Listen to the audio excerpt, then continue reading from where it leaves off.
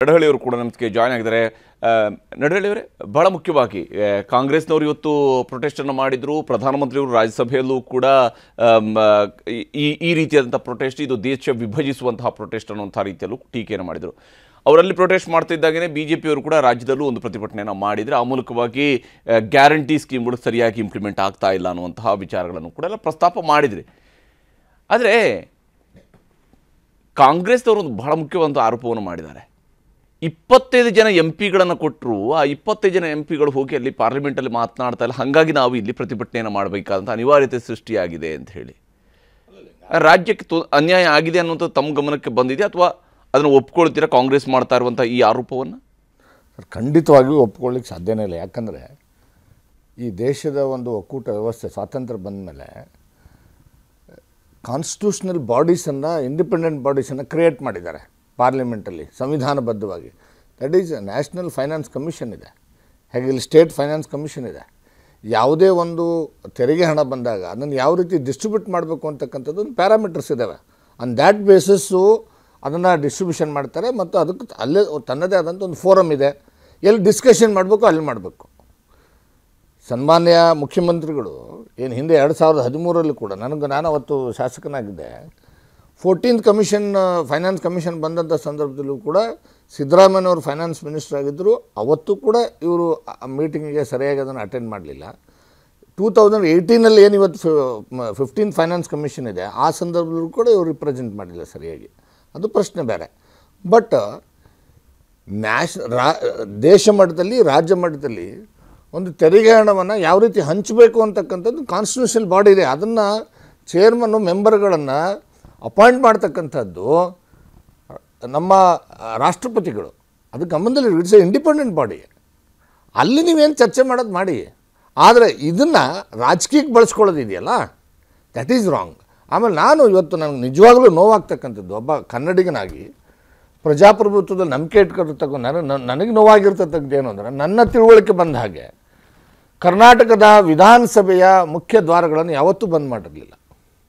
The first time ಸ್ವತಂತ್ರ ಭಾರತದ ಇತಿಹಾಸದಲ್ಲಿ ಯಾವ ಪ್ರಜಾಪ್ರಭುತ್ವದ ಮಂದಿರ ಅಂತ ವಿಧಾನಸೌಧನ ನಾವು ಕರಿತೇವೆ, ಅದನ್ನು ಸಂಪೂರ್ಣ ಮುಖ್ಯ ದ್ವಾರಗಳನ್ನು ಬಂದ್ ಮಾಡಿ ಸಿದ್ದರಾಮಯ್ಯನವರು ಡೆಲ್ಲಿನಲ್ಲಿ ಹೋಗಿ ಏನೋ ತಮ್ಮ ರಾಜಕೀಯ ಬೇಳೆಗೋಸ್ಕರ ಹೋರಾಟ ಮಾಡ್ತಾರೆ ಅಂತಂದರೆ ಇವ್ರು ಏನಂತ ಕರಿಬೇಕು? ಇವರು ಪ್ರಜಾಪ್ರಭುತ್ವದಲ್ಲಿ ಏನಾದರೂ ಬೆಲೆ ಇದೆಯಾ? ಮುಖ್ಯಮಂತ್ರಿಗಳ ಕಚೇರಿ ಕ್ಲೋಸ್ ಇದೆ, ಎಲ್ಲ ಮಂತ್ರಿಗಳ ಕಚೇರಿಗಳು ಕ್ಲೋಸ್ ಇದ್ದಾವೆ, ವಿಧಾನಸೌಧ ಮುಖ್ಯ ದ್ವಾರಗಳನ್ನು ಬಂದ್ ಮಾಡಿದ್ದಾರೆ. ಇವ್ರು ಹೋಗಿ ಎಲ್ಲಿರೋದು? 5 ಸ್ಟಾರ್ ಹೋಟೆಲ್, ಅಶೋಕ ಹೋಟೆಲಲ್ಲಿ ಎಲ್ಲ ಶಾಸಕರು ಉಳ್ಕೊಂಡಿದ್ದಾರೆ. 5 ಸ್ಟಾರ್ ಹೋಟೆಲ್ಗಳಲ್ಲಿ ಮಜಾ ಮಾಡ್ತಾ ಇದ್ದಾರೆ. ಆದರೆ ಇವರು ಹೇಳ್ತಾ ಇರೋದೇನೋ, ರೈತರಿಗೆ ಬರಗಾಲ ಬಂದ್ಬಿಟ್ಟಿದೆ, ಅದಕ್ಕೆ ನಮ್ಮ ಹಣ ಕೊಟ್ಟಿಲ್ಲ, ಕೇಳಲಿಕ್ಕೆ ಹೋಗಿದ್ದೇವೆ ಅಂತಕ್ಕಂಥದ್ದು. ಓಕೆ, ನಡಹಳ್ಳಿಯವರೇ, ಜಯಚಂದ್ರ ಅವರೇ, ದೇರಿಗೆ ಹೋಗಿ ಮಜಾ ಮಾಡೋದಕ್ಕೆ ಹೋಗಿದ್ದ ಹಂಗಂದ್ರೆ ಎಲ್ಲಿರೋದು ಕೇಳಿ, ಅವರು ಶಾಸಕರಲ್ಲಿ ಎಲ್ಲಿರೋದಂತ ಉಳ್ಕೊಂಡಿರೋದು ಕೇಳಿ. ನೋಡಿ, ವಿನಾಕಾರಣ ಆರೋಪಗಳನ್ನ ಮಾಡ್ತಕ್ಕಂಥದ್ದು ಸಲ್ಲದಲ್ಲ. ಇವತ್ತೆಲ್ಲರೂ ಕೂಡ ಜನರಿಂದ ಆಯ್ಕೆ ಆಗಿರ್ತಕ್ಕಂಥ, ಅತ್ಯಧಿಕ ಮತದಿಂದ ಆಯ್ಕೆ ಆಗಿರ್ತಕ್ಕಂಥ ಪ್ರತಿನಿಧಿಗಳು ಇರತಕ್ಕಂಥದ್ದು. ಪ್ರತಿನಿಧಿಗಳು ಇವತ್ತು ಬೆಂಗಳೂರಿನ ಬಿಟ್ಟು ದೆಹಲಿಗೆ ಬರ್ತಾ ಇದ್ದಾರೆ ಅನ್ನೋ ಕಾರಣಕ್ಕೂ, ಯಾವ ಕಾರಣಕ್ಕೋಸ್ಕರ ಬಂದಿದ್ದಾರೆ ಅಂತಕ್ಕಂಥದ್ದನ್ನ ಅರ್ಥ ಮಾಡ್ಕೋಬೇಕು. ನೀವು 14ನೇ ಹಣಕಾಸು ಇದ್ದಾಗ ಸಿದ್ದರಾಮಯ್ಯನವರಿದ್ರು. ಆ ಯಾವುದೇ ಹಣಕಾಸು ಇಂಡಿಪೆಂಡೆಂಟ್, ನಿಜ ನಾನು ಒಪ್ತೇನೆ, ಕಾನ್ಸ್ಟಿಟ್ಯೂಷನಲ್ ಬಾಡಿ, ಅದಕ್ಕೆ ಮಾನದಂಡಗಳನ್ನು ಕೊಡ್ತಕ್ಕಂಥವ್ರು ಯಾರು ಅಂತಂದ್ರೆ ಅದು ಕೇಂದ್ರ ಸರ್ಕಾರ ಅನ್ನೋದನ್ನ ಮರಿಬಾರ್ದು. ಯಾವ 14ನೇ ಹಣಕಾಸು ಆಯೋಗದಲ್ಲಿ ಕೊಟ್ಟಿರ್ತಕ್ಕಂಥ ಮಾನದಂಡ, ಅದೇ ಮಾನದಂಡಗಳನ್ನು 15ಕ್ಕೂ ಮುಂದುವರೆಸಿದ್ರೆ ನಮ್ಮ ಕರ್ನಾಟಕಕ್ಕೆ ಅನ್ಯಾಯ ಆಗ್ತಿರ್ಲಿಲ್ಲ. 15 ಹಣಕಾಸಿನ ಆಯೋಗದಲ್ಲಿ ಕೊಟ್ಟಿರ್ತಕ್ಕಂಥ ಶಿಫಾರಸು ಹೆಚ್ಚು ಹಣವನ್ನು ಕೊಡಬೇಕು ಅಂತೇಳಿ 11,500 ಕೋಟಿನ ಹೆಚ್ಚು ಕೊಡಬೇಕು ಅಂತಕ್ಕಂಥ ಮಾಡಿದ್ದನ್ನು ಕೂಡ ಇವತ್ತು ಬಿಡುಗಡೆ ಮಾಡದೇ ಇರತಕ್ಕಂಥ ಸಂದರ್ಭದಲ್ಲಿ ಬಹುಶಃ ಯಾವುದೇ ಇಂಡಿಪೆಂಡೆಂಟ್ ಏಜೆನ್ಸಿ ಇವತ್ತು ಕಾನ್ಸ್ಟಿಟ್ಯೂಷನಲ್ ಬಾಡಿ ಕೊಟ್ಟಿರ್ತಕ್ಕಂಥ ಶಿಫಾರಸು ಕೂಡ ಕಿಮ್ಮತ್ತಿಲ್ಲದೆ ಇರತಕ್ಕಂಥ ನಡೀತಾ ಇರತಕ್ಕಂಥದ್ದು ಕೇಂದ್ರ ಸರ್ಕಾರ. ಆ ಕೇಂದ್ರ ಸರ್ಕಾರವನ್ನು ಎಚ್ಚರಿಸಬೇಕಾದಾಗ ನಾವು ಪಕ್ಷಾತೀತವಾಗಿ ಎಲ್ಲ ಸದಸ್ಯರು ಕೂಡ ಇವತ್ತು ಬರಬೇಕು, ದೆಹಲಿಗೆ ಬರಬೇಕು ಅಂತ ಮನವಿ ಮಾಡಿ ಇವತ್ತು ಏಕಾಏಕಿ ಇವತ್ತು ಬಂದಿದ್ವಿ. ಯಾಕಂದರೆ ಇಲ್ಲಿ ಪಾರ್ಲಿಮೆಂಟ್ ನಡೀತಾ ಇದೆ, ನಡೆಯುವಂಥ ಸಂದರ್ಭದಲ್ಲಿ ಪ್ರೈಮ್ ಮಿನಿಸ್ಟರ್ಗೆ ಗಮನಕ್ಕೆ ತರಬೇಕು, ಇದು ಕೇಂದ್ರ ಸರ್ಕಾರ ಗಮನಕ್ಕೆ ತರಬೇಕು, ಅದನ್ನು ಸರಿಪಡಿಸಬೇಕು ಅಂತಕ್ಕಂಥ ದೃಷ್ಟಿಯಿಂದ ಬಂದಿರತಕ್ಕಂಥ ವಿನಃ ನಾವು ಮಜಾ ಮಾಡಕ್ಕೋಸ್ಕರ ಇವತ್ತು ಇಲ್ಲಿಗೆ Sir, 5 star ಹೋಟೆಲ್ ಇದೀರೋ ಇಲ್ವಾ ಹೇಳಿ ಆಯ್ತು ಕೆಲವರೆಲ್ಲ ಸರ್, ಬೆಳಿಗ್ಗೆ ಅಶೋಕ ಬಂದು ಹೋಟೆಲ್ ಅಲ್ಲಿ ಇದೀರೋ ಇವತ್ತೆಲ್ಲ ಹೇಳಿ ಸರ್, ಹೊರಟೋದ್ರು. ನಾನು ಲೈವ್ ತೋರಿಸ್ತೀನಿ ಸರ್. MLA ಗಳು ನೋಡಿ, ಇರೋದ್ರಲ್ಲಿ ಹೇಳಿ ಸರ್. ನೋಡಿ ನಾನು ಹೇಳ್ತೀನಿ, ಇಲ್ಲಿ ಕರ್ನಾಟಕ ಭವನ 3 ಭವನ ಇದೆ, ಕರ್ನಾಟಕ 3 ಭವನ ಇದೆ, ಎಲ್ಲರೂ ಕೂಡ ಕರ್ನಾಟಕ ಭವನದಲ್ಲಿ 5 ಸ್ಟಾರ್ ಹೋಟೆಲ್ ಅಲ್ಲಿ ಇರೋದು ಸರ್. ಕರ್ನಾಟಕ ಭವನಲ್ಲಿ 3 ಭವನ ಇದೆ.